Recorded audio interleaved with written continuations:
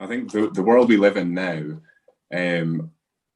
every major company is trying to get your attention. It's not trying to get your money, it's trying to get your attention, or it's trying to get you to buy something that's going to distract you from what's really important. And that's how they make money.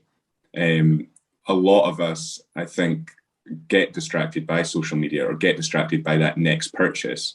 And we tend to forget that we're not going to be satisfied with that next purchase. We're going to buy that next purchase, whether it be a car or a phone. We're going to have it for a few days and it's going to be great. Then after that, it's just on to the next thing.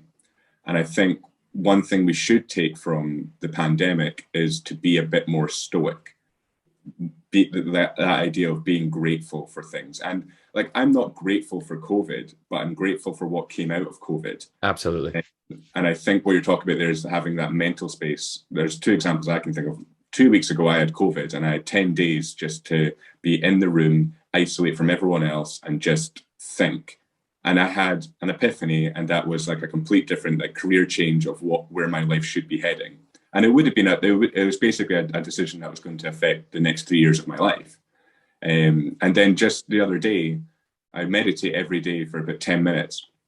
And when I do that, most of the time, either my head starts planning the day, it starts daydreaming, or I just kind of sit in silence and I manage to kind of be fairly aware of my breath and senses and stuff like that. But occasionally a bright idea pops into my head. And like the other day I had one, and it was just an idea for an article. And I just started, I finished meditation and just started writing for about 15 minutes, this idea. And I thought, this is great. I'm just going to keep working on this. And if I hadn't had that space to do that, I wouldn't have gotten that idea. If I was on social media for that 10 minutes, that idea would never have popped into my head. Yeah. And I think we struggle with that in the modern world. We're never bored anymore because we've always got something to do. Yeah, you're right. And boredom's really important. It's, well, to an extent, obviously. But, I always think about young kids. We kids need, like really young kids, they need to know what boredom is, because it kickstarts the imaginative thinking and the play and all this kind of stuff. But if it's constant screens, constant stream of information, the brain is just on all the time. But yeah, and that silence in many ways is now monetized. It's we pay for mindfulness apps, and we pay for retreats. I've never been on a retreat, but people do. And I'm not criticizing these people, because actually these things can save lives. It's all good.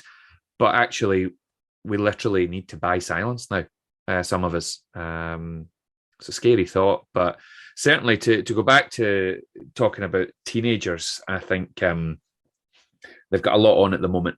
There's a lot happening. There's a lot in their head. There's a lot in the world, and hopefully they are or were able to pull some of that real positive stuff out of that downtime of just being, because it's important.